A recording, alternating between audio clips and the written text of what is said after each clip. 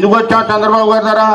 ఆ జగన్ చెప్తుంటాడు useless fellow 30 కోట్లు ఇచ్చారు ఒక్కొక్క ఎమ్మెల్యే కానీ, ఆయన డబ్బు పిచ్చ తప్ప రెండోది లేదు. మా 30 పైసలు తీసుకోవాలా మేము, దర్గా సాక్షిగా చెప్తున్నాం. అని డబ్బులు ఇస్తారన్నా మేము తీసుకోవాలా?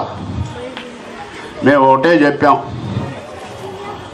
మా నియోజకవర్గం అభివృద్ధి జరగాలి.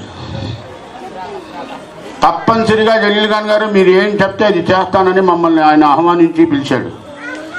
21 మంది ఎమ్మెల్యేలు వచ్చాం.